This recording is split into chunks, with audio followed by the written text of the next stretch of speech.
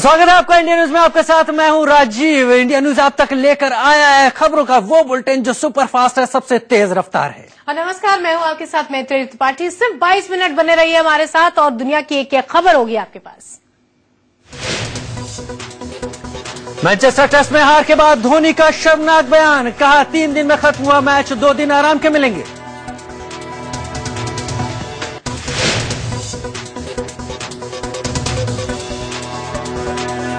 धोनी ने कहा 2 दिन आराम के लिए हमको मिलेंगे, 3 दिन में ही खत्म हुआ मैच। मैनचेस्टर टेस्ट में टीम इंडिया की करारी हार के बाद धोनी का शर्मनाक बयान। दूसरी पारी में भी भारतीय बल्लेबाज हुए फ्लॉप। 5 मैचों की टेस्ट सीरीज में भारत 2-1 से पीछे। धवन और गंभीर सस्ते में निपटे। कोहली का लचर प्रदर्शन जारी, दूसरी पारी में सिर्फ 7 रन पर ढेर। रहाणे सिर्फ 1 रन बनाकर मोइन अली का शिकार बने। कप्तान धोनी 7 रन बनाकर पेविलियन लौटे। भारत की ओर से सर्वाधिक अश्विन ने 40 रनों की नाबाद पारी खेली। मोइन अली ने दूसरी पारी में शानदार गेंदबाजी का प्रदर्शन करते हुए 4 विकेट झटके। तो वहीं इंग्लैंड के एंडरसन और जॉर्डन ने 2-2 विकेट लिए। इससे पहले मैच के तीसरे दिन स्टुअर्ट ब्रॉड को वरुण एरोन की बाउंसर पर चोट लग गई और वो रिटायर्ड हाथ होकर वापस लौट आए।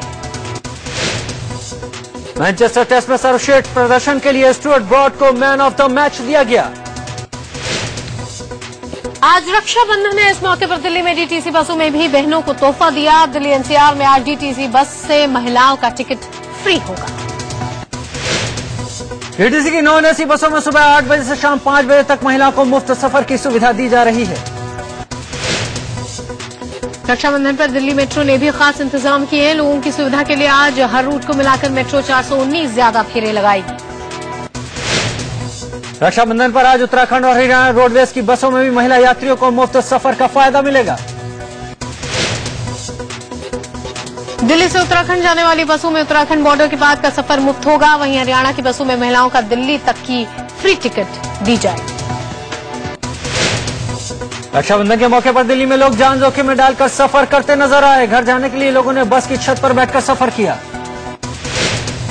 दिल्ली के आनंद विहार टर्मिनल से दूसरे राज्यों में जाने वाली बसों में लोग ठसाठस भरे थे। लोगों को यहां काफी मुश्किलों का सामना करना पड़ा।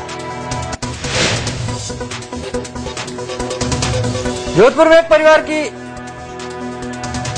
लोगों की भीड़ देखकर बस वाले भी फायदा उठा रहे हैं। जो टिकट 150 का है उसके लिए मुसाफिरों को 450 रुपए तक देने पड़ रहे हैं।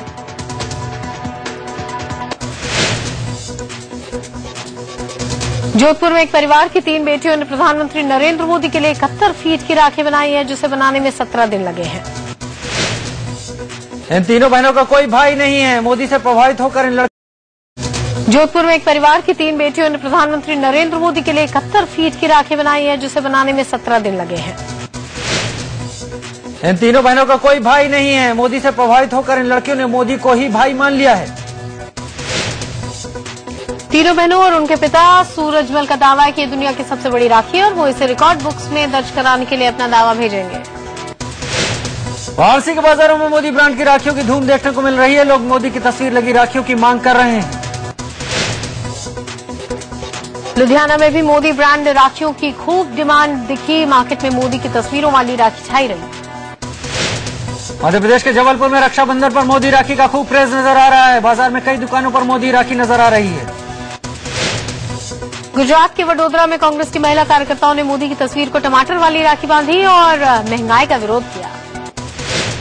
गुजरात के वलसाड़ में मुख्यमंत्री आनंदीबेन पटेल के लिए 42 फीट लंबी और 15 फीट चौड़ी राखी तैयार की गई। इस राखी को वलसाड़ की महिलाओं के साथ नारगोल फाइन आर्ट्स के छात्रों ने बनाया, जिसमें महिला सशक्तिकरण का संदेश दिया गया है। लखनऊ में मुख्यमंत्री अखिलेश यादव ने कार्यक्रम में हिस्सा लिया। इस प्रोग्राम में छात्राओं ने उन्हें राखी बांधी। इसके बाद मुख्यमंत्री ने छात्राओं को गिफ्ट भी बांटे। साथ ही मुख्यमंत्री ने लोगों को रक्षाबंधन पर बधाइयां दी। यूपी के अमरोहा में एक बहन ने रक्षाबंधन पर अपने भाई को दिया जिंदगी का तोहफा। बहन ने बीमार भाई को अपना लिवर दान दिया। भाई की जान तो बच गई, लेकिन लिवर दान देने के बाद बहन की तबीयत बिगड़ गई और उसकी मौत हो गई। लखनऊ के बाजार तरह तरह की राखियों से सजे हैं। बाजारों में पारंपरिक राखियों के अलावा सोने, चांदी और नवरत्नों की राखियां भी मौजूद हैं। आगरा के बाजारों में भी तरह तरह की राखियां सजी हुई हैं। पारंपरिक राखियों के अलावा इस बार चाइनीज राखियां भी खूब पसंद आ रही हैं। यूपी के कानपुर में स्कूली छात्राओं ने आईटीबीपी जवानों के हाथ में राखी बांधी। वृंदावन के आश्रम में रहने वाली विधवा महिलाओं ने रक्षाबंधन का त्योहार मनाया। सुलभ इंटरनेशनल के संस्थापक विंदेश्वरी पाठक को राखी बांधी। रक्षाबंधन पर कानपुर में एक शख्स को अपनी बहन का इंतजार है। बहन करीब 2 महीने से लापता है।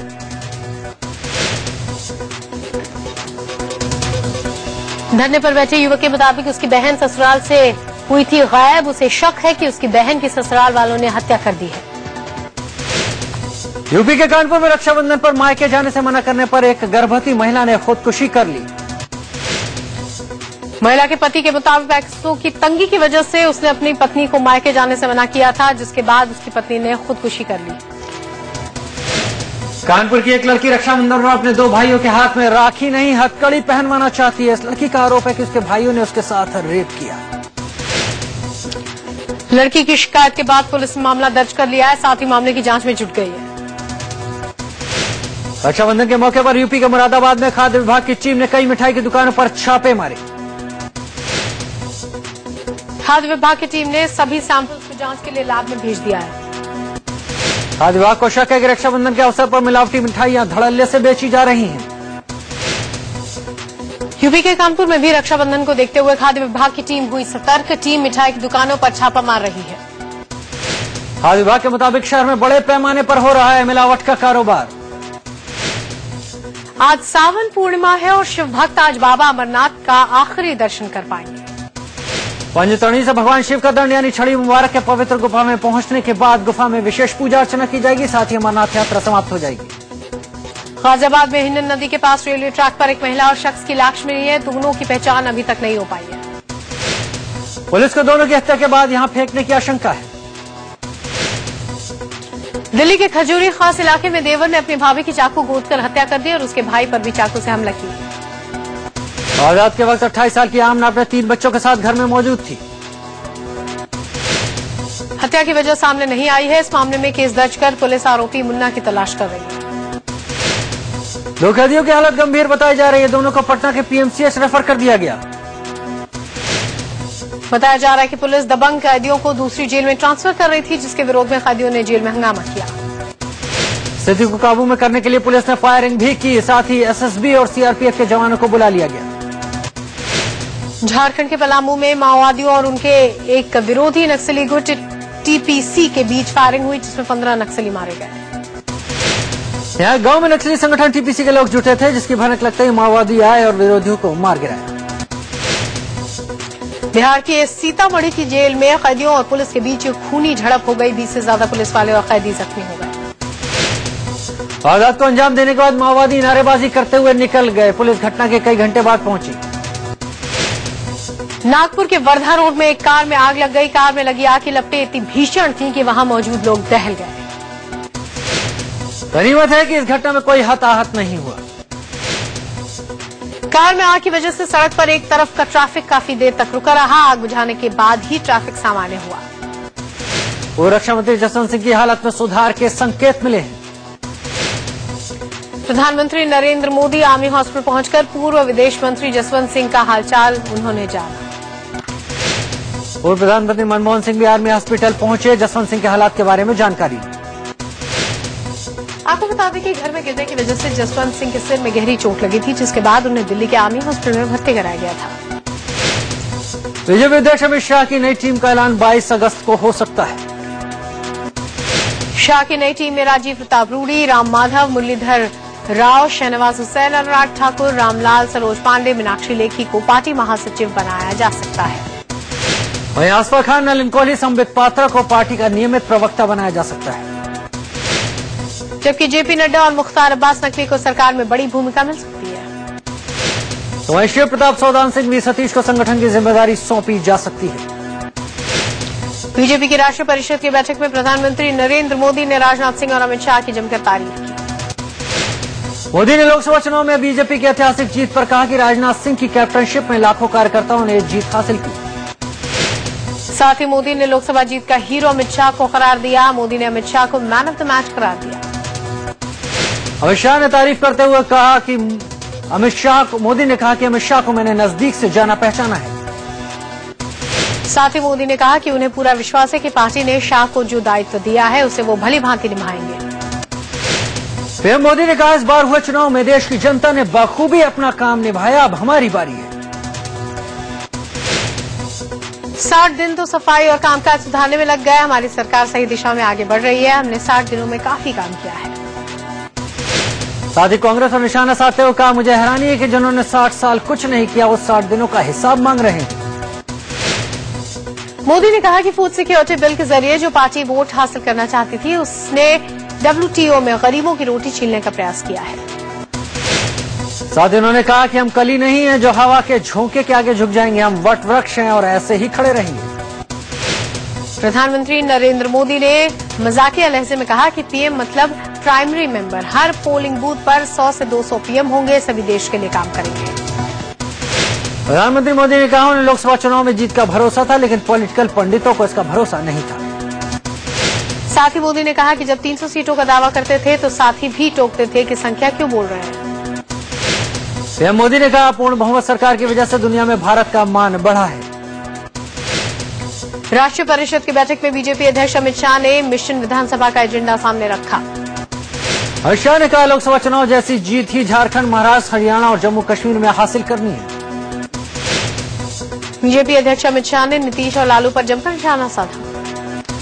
शाह ने कहा जो नीतीश लालू यादव के राज को जंगल राज कहते थे अब वो लालू की गोद में बैठे हैं। बीजेपी अध्यक्ष अमित शाह ने कहा कि अखिलेश सरकार से यूपी संभल नहीं रहा है। शाह ने कहा यूपी में शांति लाने की जिम्मेदारी सरकार से ज्यादा बीजेपी की है क्योंकि आप बीजेपी के 73 सांसद हैं। बीजेपी अध्यक्ष अमित शाह ने कहा कि लोकसभा चुनाव में आए जनादेश ने कांग्रेस को छोटा साबित कर दिखाया है। अमित शाह ने अपने भाषण में पीएम नरेंद्र मोदी और पूर्व अध्यक्ष राजनाथ सिंह की जमकर तारीफ की। शाह ने कहा कि मोदी राजनाथ की जोड़ी ने ही लोकसभा चुनाव में बीजेपी को भारी जीत दिलाई है। शाह ने सभी मंत्रियों को नसीहत भी दी। उन्होंने कहा कि वो पार्टी घोषणा पत्र के मुताबिक कामकाज करें। दिल्ली के जवाहरलाल नेहरू स्टेडियम में बीजेपी राष्ट्रीय परिषद की बैठक हुई जिसमें अमित शाह को अध्यक्ष बनाने पर आधिकारिक मुहर लग गई। आपको बता दें शाह पहले ही बीजेपी के अध्यक्ष निर्वाचित हो चुके थे, लेकिन शनिवार को परिषद की बैठक में उनके नाम पर मुहर लगा दी गई।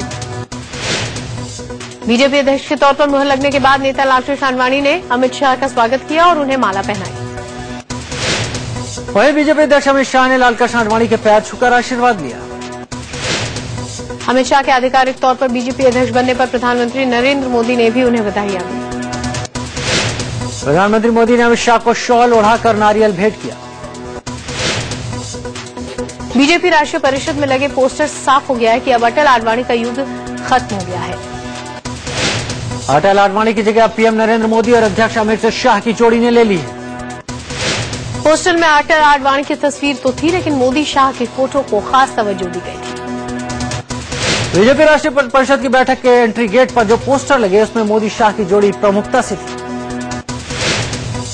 जबकि अटल बिहारी वाजपेयी और लालकृष्ण आडवाणी की तस्वीर बेहद छोटी थी और पोस्टर के कोने में चिपकाई गई थी। कांग्रेस ने राष्ट्रीय परिषद की बैठक को लेकर बीजेपी पर निशाना साधा। कांग्रेस नेता अजय माकन ने कहा कि बीजेपी की बैठक में कांग्रेस पर ज्यादा फोकस किया गया। साथ ही कहा कि बीजेपी सरकार को जनता को अपने 75 दिन के कामकाज के बारे में बताना चाहिए। आरजेडी सुप्रीमो लालू प्रसाद यादव ने अमित शाह पर पलटवार करते हुए कहा कि बिहार के महागठबंधन से बीजेपी को खतरा महसूस हो रहा है। लालू यादव ने कहा नीतीश कुमार बीजेपी आरएस के कैडर नहीं है, वह हमारे साथ थे और बीजेपी के पास चले गए थे। साथ ही आरजेडी सुप्रीमो ने कहा कि नीतीश का अब बीजेपी से डाइवोर्स हो गया है तो वो हमारे पास फिर आ गए हैं। भारत दौरे पर आए अमेरिकी रक्षा मंत्री चक हेगल ने पीएम नरेंद्र मोदी की तारीफ की। दिल्ली में आयोजित एक कार्यक्रम में हेगल ने कहा कि भारत में ही ऐसा हो सकता है कि एक चाय वाला भी प्रधानमंत्री बन सकता है। सांप्रदायिक हिंसा को लेकर कांग्रेस उपाध्यक्ष राहुल गांधी ने नाम लिए बगैर बीजेपी पर निशाना साधा। राहुल गांधी ने कहा कि उत्तर प्रदेश समेत पूरे देश में सांप्रदायिक हिंसा की साजिश रची जा रही है और भाई भाई को आपस में लड़ाया जा रहा है। वहीं बीजेपी ने राहुल गांधी पर पलटवार किया। केंद्रीय मंत्री प्रकाश जावड़ेकर ने कहा, देश में सांप्रदायिक तनाव भड़काने का काम कांग्रेस का है। साथ ही जावड़ेकर ने कहा कि जिस यूपी में तनाव है वहां की एसपी सरकार है, जिसके समर्थन से 10 सालों तक कांग्रेस की सरकार चली है। सीपीआई नेता अतुल लंजान ने बीजेपी पर हमला किया। कहा, केंद्र में बीजेपी की सरकार बनते ही सांप्रदायिक तत्व सक्रिय हो गए। अतुल लंजान ने कहा कि यूपी की 12 सीटों पर चुनाव होने हैं और इसी वजह से हिंसा करवाई जा रही है। सीपीआई नेता अतुल लंजान ने राहुल पर साधा निशाना। कहा, राहुल को सोच समझकर बोलना चाहिए। दरअसल राहुल गांधी ने कहा था कि यूपी में सोच समझकर हिंसा करवाई जा रही है, इसके गरीब को बांटने और भाई से भाई को लड़ाने की साजिश हो रही है। कानपुर में प्रियंका गांधी के समर्थन में पोस्टर लगाए गए। पोस्टर में लिखा है, लहर के बाद बूंदाबांदी, अब की बार प्रियंका गांधी। कांग्रेस कार्यकर्ताओं ने लगाए हैं पोस्टर। कार्यकर्ताओं का कहना है कि प्रियंका गांधी को पार्टी की कमान लेनी चाहिए। केंद्र की मोदी सरकार पूर्व प्रधानमंत्री और बीजेपी के वरिष्ठ नेता अटल बिहारी वाजपेयी को भारत रत्न से सम्मानित कर सकती है। साथ ही नेताजी सुभाष चंद्र बोस, महामना मदन मोहन मालवीय और गीता प्रेस के संस्थापक हनुमान पोद्दार को भी भारत रत्न से नवाजा जा सकता है। आज रिजर्व बैंक और सेबी की अहम बोर्ड बैठक होने वाली है, जिसमें अरुण जेटली भी मौजूद रहेंगे। आरबीआई और सेबी की इस बैठक में real estate, investment trust, infra trust जैसे कई अहम मुद्दों पर फैसले होने की संभावना है। साथ ही बैठक में रिटेल निवेशकों के लिए विनिवेश के नए तरीके पर चर्चा की जा सकती है। विदेश मंत्री सुषमा स्वराज आज पूर्व एशियाई शिखर सम्मेलन में हिस्सा लेंगी। इस सम्मेलन में ऊर्जा, शिक्षा, आपदा प्रबंधन और खाद्य सुरक्षा पर बात होने की संभावना है। हालांकि इस दौरान पाकिस्तान के राष्ट्रीय सुरक्षा सलाहकार और विदेश मामलों के सलाहकार सरताज अजीज से कोई बात नहीं होगी। शनिवार को सुषमा और वियतनाम के विदेश मंत्री के बीच कई अहम मुद्दों पर चर्चा हुई। आम आदमी पार्टी के फेसबुक पेज पर लगे भारत के झंडे की तस्वीर को लेकर विवाद पैदा हो गया। दरअसल ये इटली के फ्लैग जैसा है। कुछ लोगों ने इसे तिरंगे का अपमान बताते हुए आम आदमी पार्टी पर केस दर्ज करने की मांग की। जस्टिस कार्जू ने ट्विटर पर लिखा है कि तेंदुलकर को भारत रत्न देना और रेखा को संसद का सदस्य बनाना देश का अपमान था। साथ ही कार्जू ने कहा, भारत रत्न तो सुब्रमण्यम भारती, डॉक्टर कोटनीस और मिर्जा गालिब को दिया जाना चाहिए था। कार्जू ने राहुल पर निशाना साधते हुए लिखा है कि सोनिया गांधी 1.25 करोड़ भारतीयों के ऊपर राहुल गांधी को थोपना चाहती हैं, जैसे इंदिरा गांधी संजय को थोपना चाहती थी। पाकिस्तानी प्रधानमंत्री नवाज शरीफ ने भारत के साथ अच्छे संबंध बनाने पर जोर दिया। शरीफ का कहना है कि भारत के साथ अच्छे संबंध बनाने का समय है और विदेश सचिवों की होने वाली बैठक इसमें मददगार साबित होगी। साथ ही पाकिस्तानी प्रधानमंत्री ने इस बात पर खेद जताया कि पाकिस्तान ने अपने प्रमुख पड़ोसी भारत के साथ खराब संबंध रखे। पाक पीएम ने यह भी कहा कि पाकिस्तान अफगानिस्तान के साथ संबंध सुधारना चाहता है और नया नेतृत्व उनके साथ सहयोग करेगा। ये बात नवाज शरीफ ने राष्ट्रीय सुरक्षा सम्मेलन में कही।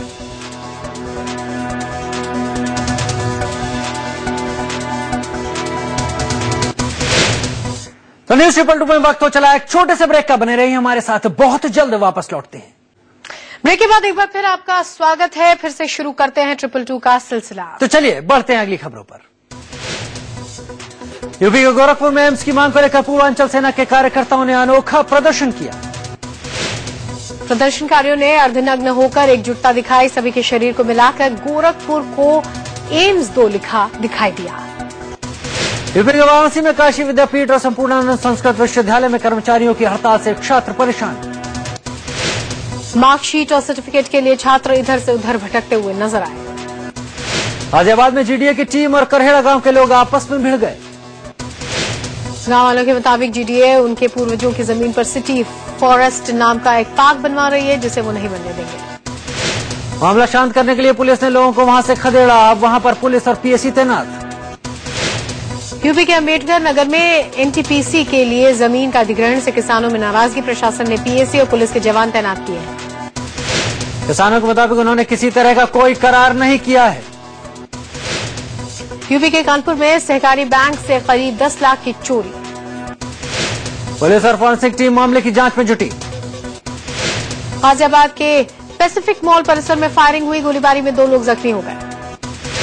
बताया जा रहा है डिस्को में 2 गुट आपस में भिड़ गए। सारी वारदात सीसीटीवी में भी कैद हो गई। नोएडा में 3 महीने से सैलरी न मिलने पर कॉल सेंटर के कर्मचारियों ने तोड़फोड़ की। सेक्टर 58 में लैडर अप कंपनी के दफ्तर में घंटों हंगामा होने के बाद पुलिस ने किसी तरह मामले को शांत किया। यूपी के अलीगढ़ जेल में जेलर ने नियमों को ताक पर रखते हुए एक आयोजन किया। सिपाहियों ने गाने गाए। हम आपको बता दें कि जेल मैनुअल में जेल के अंदर साउंड सिस्टम लगाने की मनाही होती है। यूपी के गोरखपुर में पुलिस वालों का दोहरा चेहरा देखने को मिला। पुलिस वालों ने प्रोग्राम में मौजूद लोगों पर थप्पड़ बरसाया और लाठीचार्ज किया। ग्रेटर नोएडा में आर्थिक तंगी से परेशान एक शख्स ने अपने 3 बच्चों के समेत खुद भी जहर खाया। चारों की हालत गंभीर बताई जा रही है। यूपी के मुजफ्फरनगर में एक पंचायत ने तुगलकी फरमान सुनाया है। साथ ही पंचायत ने फरमान सुनाया है कि जो भी उसका आदेश नहीं मानेगा उसकी पिटाई की जाएगी। ग्रेटर नोएडा में एक यूनिवर्सिटी के डीन पर एक महिला प्रोफेसर ने यौन शोषण का आरोप लगाया। दूसरी तरफ यूनिवर्सिटी ने भी एक टीम बनाकर मामले की जांच शुरू कर दी है। यूपी के मुरादाबाद में एक तरफा प्यार में एक शख्स ने अपने दोस्तों के साथ मिलकर एक लड़की को जहर पिला दिया। फिर लड़की हॉस्पिटल में भर्ती है। पुलिस ने मामला दर्ज कर आरोपी की तलाश शुरू कर दी। यूपी के बस्ती में एक स्कूल के प्रबंधक पर स्कूल की ही एक टीचर ने रेप का आरोप लगाया है। पीड़ित महिला के मुताबिक आरोपी प्रिंसिपल उसका 6 महीने से यौन शोषण कर रहा था। पुलिस ने केस दर्ज कर लिया है। साथ ही आरोपी की तलाश भी शुरू है। मुंबई में करीब 2 लाख रुपए के नकली नोट पकड़े गए। क्राइम ब्रांच ने नकली नोटों के साथ 28 साल के एक शख्स को गिरफ्तार किया है जिसका नाम अबू बकर हनीफ है। मुंबई पुलिस के मुताबिक नकली नोट पाकिस्तान के रास्ते बांग्लादेश से लाए गए। महिला ने मामले की पुलिस में शिकायत दर्ज करवा दी है जिसके बाद पुलिस ने मामले की जांच शुरू कर दी है। पंजाब के कपूरथला में एक एनआरआई के साथ फर्जीवाड़े धोखाधड़ी का मामला सामने आया। अमेरिका में रहने वाले जतिंदर सिंह का आरोप है कि मंगत राम नाम के शख्स ने फर्जीवाड़ा करके उसके 1.5 करोड़ रुपए की चपत लगाई। जतिंदर के पिता ने मंगत राम से 10 कनाल जमीन का सौदा किया था। कपूरथला थाने की एनआरआई विंग में इसकी शिकायत के बाद पुलिस ने 6 लोगों को आरोपी बनाया है। महाराष्ट्र के ठाणे में इस बार दही हांडी के उत्सव में शोर शराबा कम होगा। पुलिस ने कहा है कि अगर दही हांडी में बजने वाले डीजे की आवाज 6 डेसिबल से ज्यादा हुई तो आयोजक के खिलाफ पुलिस एक्शन लेगी। ठाणे के दही हांडी मंडल के आयोजकों ने इसका विरोध किया है। झारखंड से बीजेपी विधायक रामचंद्र बैठा के बेटे के अपहरण की कहानी का पर्दाफाश हो गया है। वो अपनी प्रेमिका के साथ भाग गया था। अपहरण की बात पर रांची पुलिस कई दिनों से परेशान थी। विधायक के बेटे चंदन बैठा की ये 3री शादी है जो गैर कानूनी है, लेकिन विधायक इसे राजा महाराजाओं का हवाला दे रहे हैं और पुलिस चुप है। उत्तराखंड के बड़कोट से एक यमुनोत्री जा रही टैक्सी लैंडस्लाइड की चपेट में आ गई। उत्तराखंड में इन दिनों भारी बारिश हो रही है और लैंडस्लाइड की वजह से कई जगह सड़क हादसे हो रहे हैं। सड़क हादसे में 2 लड़कों की मौत के बाद हंगामा हुआ है। नवीन और दीपू ट्यूशन पढ़कर लौट रहे थे तभी दूसरी तरफ से आ रही बस ने दोनों को रौंद दिया। हादसे के बाद बस ड्राइवर मौके से फरार हो गया। छत्तीसगढ़ के रायपुर में कांग्रेसी नेताओं और पुलिस वालों के बीच झड़प हो गई। कांग्रेसी कार्यकर्ता 2 महीने के राशन की हेराफेरी को लेकर एफआईआर दर्ज कराने गए थे। पुलिस ने प्रदर्शन कर रहे कांग्रेसी नेताओं को रोका जिसके बाद खूब हंगामा हुआ। ओडिशा में बाढ़ की वजह से हालात बद से बदतर हो रहे हैं। भुवनेश्वर और आसपास के इलाकों में कई इलाकों में खेत खलिहान और सड़क सब कुछ बाढ़ के पानी में डूब गए हैं। महानदी का पानी लोगों के लिए मुसीबत बन गया है। बिहार के बेगूसराय में सरकारी गोदाम में अनाज सड़ने का मामला सामने आया है। अनाज सड़ने पर प्रशासन बेपरवाह है। इंदौर के 3 बहनों ने 3 अलग अलग विश्व रिकॉर्ड बनाकर golden book of world records में अपना नाम दर्ज करवाया। 8 साल की शुभांगना ने लगातार 50 मिनट तक हुला लूप का रिकॉर्ड बनाया। शुभांगना की बड़ी बहन भावागना ने सिर्फ 1 मिनट में फूलों के 6 रंगीन चित्र बनाने का रिकॉर्ड बनाया। सबसे बड़ी बहन दिव्यांगना ने गलत छपे नोटों का कलेक्शन का रिकॉर्ड बनाया। सुशील कुमार और ईशा दत्त 4 से 18 सितंबर तक ताशकंद में आयोजित वर्ल्ड कुश्ती चैंपियनशिप में हिस्सा नहीं लेंगे। दोनों ने आगामी एशियाई खेलों के मद्देनजर चोट से बचने के लिए फैसला लिया। भारत की सानिया मिर्जा और जिम्बाब्वे की कारा ब्लैक की जोड़ी ने शनिवार को रोजर्स कप टेनिस टूर्नामेंट के महिला डबल्स के सेमीफाइनल में जगह बना ली। सानिया और कारा की जोड़ी ने क्वार्टर फाइनल में रकील क्रॉस जोन्स और अबीगेल स्पीयर्स की जोड़ी को हराया।